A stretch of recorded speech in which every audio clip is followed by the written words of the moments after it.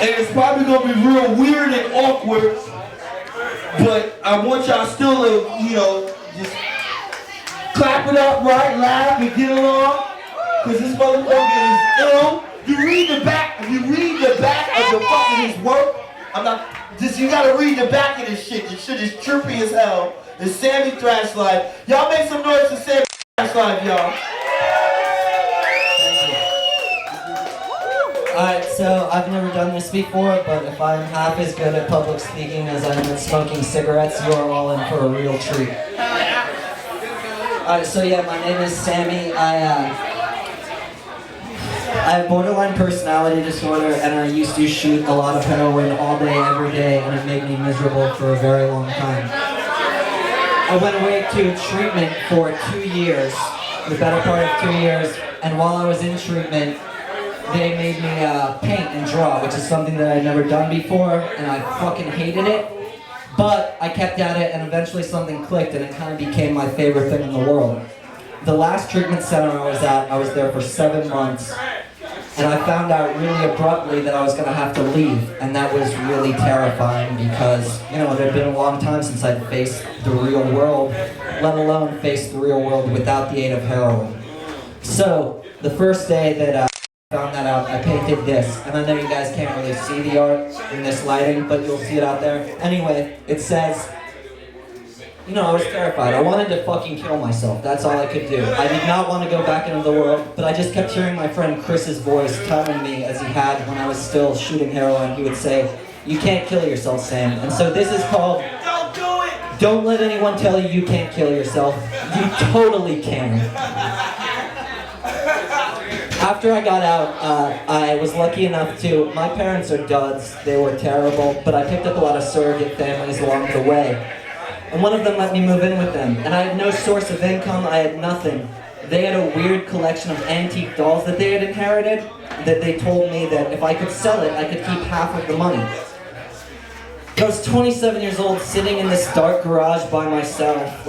I graduated from Georgetown Law, but I couldn't do anything but sit in this garage with these dolls. Some of them had clothes, some of them didn't, so I'm digging around this trunk, trying to find the right clothes for these stupid fucking dolls. I'm 27 years old playing with dollies.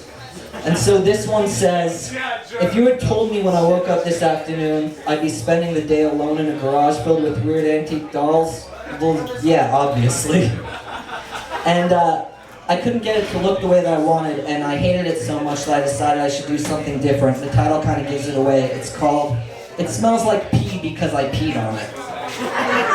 And my favorite game was to take it to my friends and hand it to them and say, "Hey, check this out." And they'd say, "Oh, that looks great, Sam." And I'd say, "Flip it over, the title's on the back, you'll love it." This next one is a little bit more serious. Looking at my situation, I couldn't help but think, this is terribly depressing. But while I was in treatment, I learned to have a little bit of faith and optimism, and I knew that I could either look at my situation as being really tragic, or I could say, look at all these people that love me, that support me.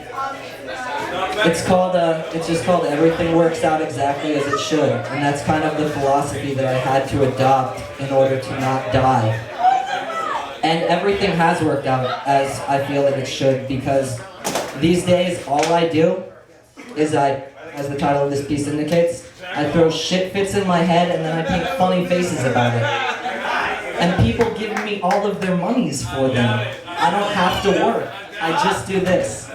Hold on, Sammy. Apparently we got some fucking haters in the room and I'm about to get pissed off. Are you fucking kidding me? This man can't sit here and talk about his passion without you talking shit to him. Why don't you go up there and say that shit to his face? This is about the time somebody else, tried to challenge Sammy. me. I just set somebody up. It's alright, Mike, I understand. So this is another piece it relates to what's going on now. Somebody, really tried to fuck up my shit. It's called, have I ever told you guys about the time I got punched in the dick by a baby gorilla? This one is similarly serious. It's called, Yo, I Painted a Fucking Unicorn. Alright, so this next one, I was, I'm making money by painting my little funny faces and telling my little stories. Like Grimy said, I write them on the back of the prints, I put them online. I was trying to find a way to go to the dentist, and the dentist is fucking expensive. But I found these Baptists that have an RV, and they drive around city to city, and they provide quality dental care and a Christian witness. And I thought, well, you know, I need two things: the shit scraped off my teeth and a Christian witness. Although that's probably less of a joke than I want it to be. And this piece is called Amazon Wishlist. This one is based on a true story. It's really, really charming. It says, I was talking to this girl I fucked pretty brutally. She said she wrote a poem about it. A poem about my fucking. That made me smile. And it's called Poetry by Girls I've Brutally Fucked. This next one, this is back when I was still in treatment. They would take us to 12-step meetings in the outside world. And, you know, I'm bad when it comes to girls. Like, I'm always wrapped up in like 800 different girls. But there was this one at this meeting that I needed all of the attention. And I was pretty much getting it. Like, she brought me my first sketchbook on this particular evening, like this nice set of watercolor paints. But then she took a break from giving me all of the attention to talk to somebody else. And that kind of ruined my night. And so I sat in the meeting not paying attention. I drew this cartoon instead. It says, so I just put this in my head and the blood will come out? Because I have appropriate emotional responses to things. This one is about some sexual trauma from my childhood that I'm not really, it's one of the few things that I don't really like to talk about. It's kind of vague, but the way that I put it, I don't know, people usually laugh at it, which isn't the correct response to sexual trauma, but I don't know what else you do when you see a painting that says Ninja Turtles or rough sex. So I dated this girl for like 6 years early on that, you know, just loved Harry Potter, made me go to all those stupid fucking movies. And then I got clean and I was dating this other girl and we had plans to hang out and I called her and she said, oh, I just finished reading the first Harry Potter book and now I'm watching the movie I'll Call You Later. And I thought, well, this isn't the first time you stole my girlfriend. I can't compete with Harry Potter. It's called Muggle Problems. This next one, the same girl, this is like 10 months later, you know, we had been dating for a while, and we were not getting along, and I painted this and I captioned it. It says, I don't need anyone, I don't need anything, I don't even care. And I thought, what do I fucking sound like right now? So this piece is called, All I Really Need to Know I Learned from a Drunk 14-year-old at the Mall. And I learned a lot apparently because, as this piece says, I'm so smart I got life lessons dripping out my asshole. Also, charm. Pay me? This is a recent one. Things have been going really well for me. I just sold a painting the other day for like $2,300, which is fucking insane. But anyway, thank you. This one, it says, anyway, so I was painting this thing, and like, sometimes I caption my paintings early in, sometimes I do it at the end. I did not have a caption or a title for this, and so I was kicking around my head, like, trying to figure out, like, oh, what am I upset about that I don't know? I need to find something to be unhappy about for the sake of my artwork. But ultimately, I decided, you know, fuck that, like, I don't want to be miserable, that's why I do what I do, and it says, I'm too fulfilled. Too many things are going my way, and it's killing my art. Or maybe it's okay to be happy.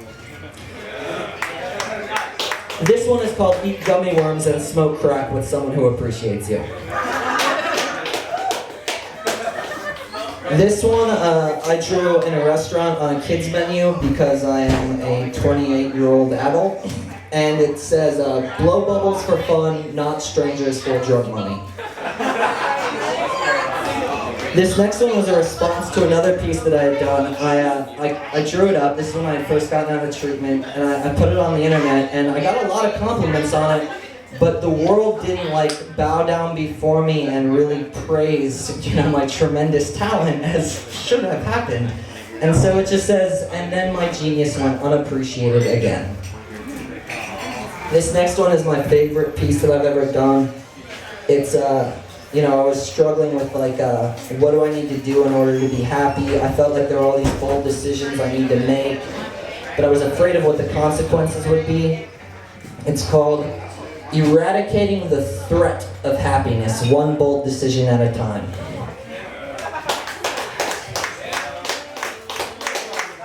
this one, when I was still in treatment, somebody told me that there was this poster board out by the dumpster, and I said, you know, like, go grab it, you can draw some art on it, because I didn't have canvases yet, obviously. And I went out there, and it was somebody's higher power project. Like, we had to do this assignment where you, like, basically, like, made some visual representation of your higher power. And so this person's higher power was in the garbage. Their higher power was garbage. And I thought that was just fucking adorable. So I cut it up and I made my own pieces out of it. And this one says, shit's perfect. Because it is, like I said with the one, everything works out exactly as it should. Like, whether something is good, bad, whether it's actual literal shit, it's exactly what it's supposed to be. And the phrase shit's perfect, you know, just sounds snarky as fuck, and I just love snarky bullshit, so that's that. And here's the last one I'm going to share with you guys. I don't know if you remember, but back around the end of August, the beginning of September, everybody was like flipping out about something going on in Syria, and yeah, Syria, right? And I used to care about like politics and all that shit. Like, I remember being 20 years old and like crying about water privatization in South America. And I don't live that way anymore. Like, I do not give a shit. And similarly, everybody was freaking out about Miley Cyrus and some teddy bear or something like that. And so this was my piece in response to all these things that people were really upset about. I have a scale here in the middle. Syria and the Video Music Awards are on it, and they weigh roughly the same amount. But that scale is on another scale, and it's greatly fucking outweighed by the fact that the dog peed on the futon. Because that affected my fucking day in a way that Miley Cyrus and Syria just cannot. And it's about, you know, I like nihilism, the concept of like, I don't believe in anything, even nihilism itself, because, you know, I'm like all artists, I'm really dark and tortured, so. But, you know, I feel like, you know, I used to shoot heroin because, here's how I got started. I was 18 years old and I said to my friend, hey, do we know anyone that can get heroin and needles? Because we should start shooting heroin. I wanted to do it to show everyone that like all the things that you've told me, everything that you think matters, doesn't fucking matter.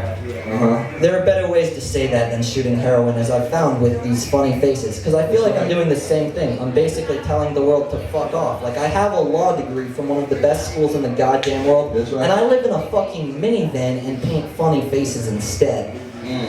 So what it says is, it says, I like colors, contrast, bad teeth, crooked smiles, and nonsense, and things are better than they've ever been. Thank you for listening to me.